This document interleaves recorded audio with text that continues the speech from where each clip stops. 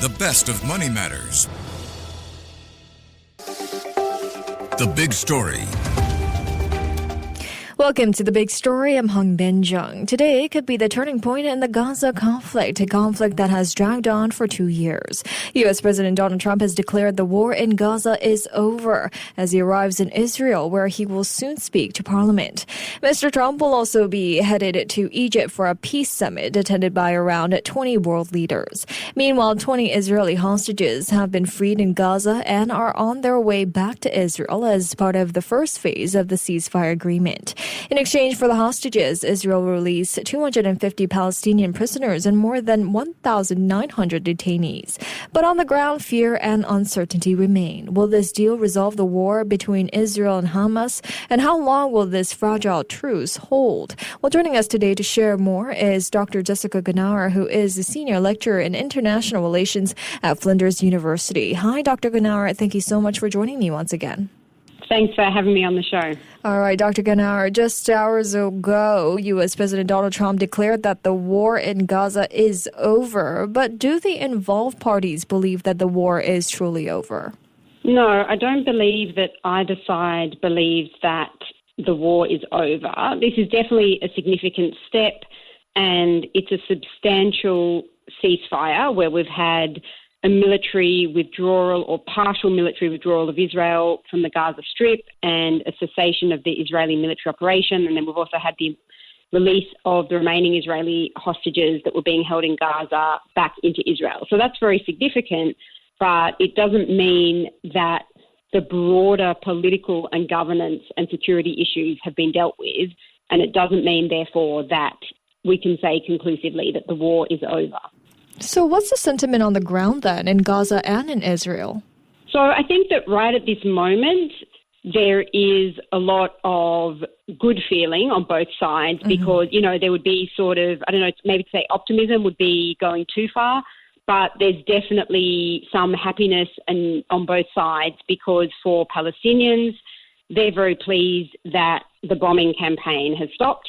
They're pleased that the military operation has ceased and that Israel has conducted this partial withdrawal from the Gaza Strip.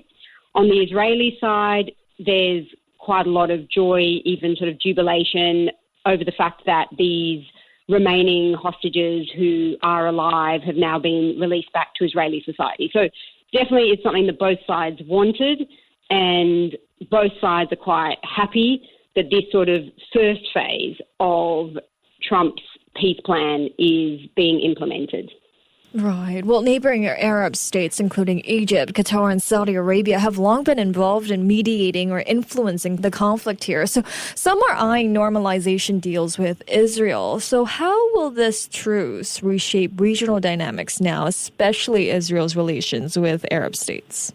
So I think it's a bit early to talk about whether or not this might reshape relations between Israel and other countries in the region, because it's such a fragile ceasefire at the moment, and whilst it is supposed to be a sort of permanent cessation of hostilities, we really need to see what happens next. Like, I can't see countries in the region normalising relations with Israel, you know, additional countries, if there isn't some kind of more significant resolution to the Israeli-Palestinian conflict, which has been going on, you know, not only in the last 2 years, but far before that as well for many decades. So I think it's just a bit early to say whether or not, if the current ceasefire really holds over the next 6 to 12 months, and then if there is actually a really, you know, a solution that actually works in terms of Palestinian governance of Palestinian territories, or even moving towards maybe a Palestinian state, then we might be talking about something like normalization of relations. But I would say that at the moment, we're not looking at that within the next sort of few weeks or months. All right, understood. Well, Hamas has since handed over all 20 surviving Israeli hostages, and Hamas also stated that they will be handing the bodies of the deceased hostages. So what do we know about the physical health of the 20 freed hostages, though? Have they been able to speak with the media? What was the mood? So it's still very early days. As I mentioned, you know, there's a lot of kind of joy within Israeli society, and that there's quite a sort of positive mood obviously around the release of those hostages, but we actually don't know that much yet. They've requested, and, hostage families the families of the hostages have requested that they're not immediately bombarded with media interviews or having to kind of make statements or show up in public. So we don't know that much yet about what state they're in. We've seen a few images of some hostages who've been released, but it's really waiting to see over the next days or weeks what's their state of health. They're obviously alive, so that's positive, but what's their state of health, and then also, I guess, their mental well-being and mental health and how they're kind of reintegrated back into society. Then what's the significance as well of Trump arriving in Israel just after the expected hostage release? I mean, how will Trump be viewed on the global stage now? So Trump so far, and a lot depends on what happens from now, but so far with this sort of first phase of the ceasefire holding and the release of the hostages, Trump is being viewed very, very positively by both sides. Like within Israeli society, Israelis are attributing the release of the hostages much more to Trump than they are to Bibi Netanyahu, the Israeli Prime Minister. Netanyahu has been quite criticised for not focusing enough on trying to get the hostages back, whereas Israelis see Trump as actually being more decisive and being able to succeed when Netanyahu didn't. And on the other side, surrounding countries in the Arab world are actually viewing Trump quite positively in that he was the only actor who ultimately managed to lean on Bibi Netanyahu to stop the military operation in Gaza. At least, for the moment, that's still holding, and the Israeli military has so far withdrawn. So both sides are viewing Trump quite positively. I think what remains to be seen is, does it hold and what happens from now, and will Trump really stick in for the longer term once those more tricky negotiations need to take place about the more difficult kind of complex issues that are really driving the conflict. Right. What about the Palestinian prisoners and detainees? When will they be released? That's right. So they should be released imminently. I believe that may have already commenced. So they were being sort of moved in preparation for being released, and as soon as the remaining living Israeli hostages had been released back into Israel, the plan was that the Palestinian detainees and prisoners should immediately be released back to Gaza as well. So I believe that will be happening right now as we speak. Well, then after hostages are released here, what's the next step? What will determine that this truce will hold? So the next issues that need to be dealt with are around governance of the Gaza Strip. So what will happen? I mean, Israel has said that Hamas cannot have any role, or, they wouldn't sort of agree to Hamas having any role in future governance of the Gaza Strip. But for the last, decade or so, Hamas has been in control of the Gaza Strip. So there obviously has to be some sort of handover of governance there, and it's not clear exactly what that's going to look like or who will be responsible for that. And then also security. So Israel's security, but also security in the Gaza Strip. What will that look like? Will there be some sort of international peacekeeping force? We really don't know any details of that yet.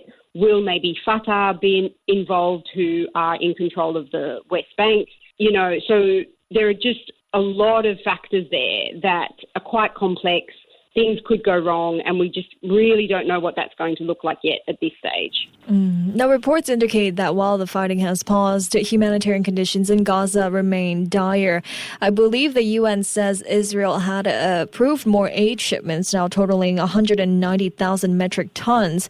Is this just the beginning? Can we expect more aid to flow into Gaza now? Yeah, absolutely. So now that we do have this seemingly much more stable ceasefire than we've had within the last sort of 2 years approximately, that's holding in the Gaza Strip. So yes, we absolutely do expect that now significant amounts of aid will start to flow into the Gaza Strip. There are international organisations, particularly under the UN, that are already on the ground, set up to deliver that aid to people in the Gaza Strip.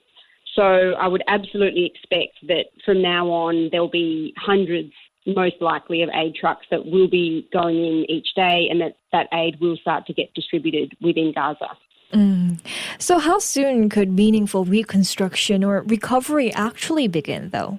So reconstruction and recovery is a slightly different and more tricky issue. I mean, that needs to really start immediately, but it will depend on the ceasefire holding over weeks and months. So I would say that in terms of reconstruction, there'll be a little bit of a lag. So immediately aid will go in, and then there'll be a waiting period of probably a few weeks. So not overly long, but I would say there would be a few weeks before international actors kind of feel confident that the ceasefire is holding and that there's enough sort of safety and stability in the Gaza Strip for international aid organisations to go in and start some of that removal of rubble and some of those kind of reconstruction activities. In terms of recovery, so recovery of people who unfortunately might have died and their bodies might still be trapped under rubble, that would begin immediately because obviously there's an urgency to that. But reconstruction, I imagine, will take weeks, if not months, before that begins in earnest. Right. Well, ahead of this and the deal that Trump had, he had proposed forming a board of peace to guide Gaza's post-war recovery and governance. So now, what's the timeline for this body to be established? How realistic is it that it can start functioning now that the war is over? So the board of peace was one of the quite general, non-specific ideas that was suggested in Trump's 20-point peace plan. So the release of hostages and the cessation of military hostilities was very specific and clear, but the Board of Peace, which is supposed to be responsible for governance of the Gaza Strip sort of now and going forward, is quite unclear how that would actually take place. So we don't know a specific timeline. We don't know exactly who's going to be on this Board of Peace, besides the fact that we know that Trump would be overseeing it and possibly former UK Prime Minister Tony Blair would be involved, although people, Palestinians on the ground and people in the region aren't necessarily very happy about that. So I think a lot more details really need to be firmed up and decided, and also importantly, Palestinians would need to have a say over what that board is and how it functions before that could realistically be implemented on the ground. But where does this leave Hamas now? I mean, as they will not be participating in post-war Gaza governance, as highlighted in that deal, will they be laying down their weapons? That's right. So this is another thing that remains unclear. So part of that 20-point peace plan, it was indicated that all Hamas fighters would need to disarm. Hamas have expressed a potential willingness to disarm, but they've said they would only hand over their weapons to another Palestinian body or Palestinian group or authority, that they wouldn't want to do that, certainly not to an Israeli authority and not even to an international authority. So again, it's not clear. Some sort of Palestinian peacekeeping forces are being trained at the moment in Egypt and Jordan, but it's not exactly clear. Would they go into the Gaza Strip? How would that handover of weapons take place from Hamas? How would all Hamas fighters be identified? What would be sort of the logistics and operations of that on the ground at the same time as keeping peace and security within the Gaza Strip? So, yes, the idea is that Hamas fighters would give up their weapons, but the details of that are quite unclear. Right. And before we let you go here, Dr. Genauer, I want your final thoughts here. In your view, are we witnessing the end of a war, or is this just the start of another chapter in a decades-long conflict? I think that it could really go either way. Like at the moment, there is no clear plan to deal with the really complex issues that are driving both sides and the core grievances of each side. However, I do hope that we look back on this moment and say, okay, it was a turning point in this decades-long intractable conflict, but that will mean quite a strong commitment, not only from the parties involved, but also from other actors around the world, to stay focused on ensuring that truly substantive negotiations take place towards a more lasting peace agreement. All right. Some great insights from you there. Thank you so much, Dr. Genauer, for joining me today. Thanks for having me on. Thank you. That was Dr. Jessica Genauer, a senior lecturer in international relations at Flinders University. This has been The Big Story with me, Hongbin Jeong. Money FM 89.3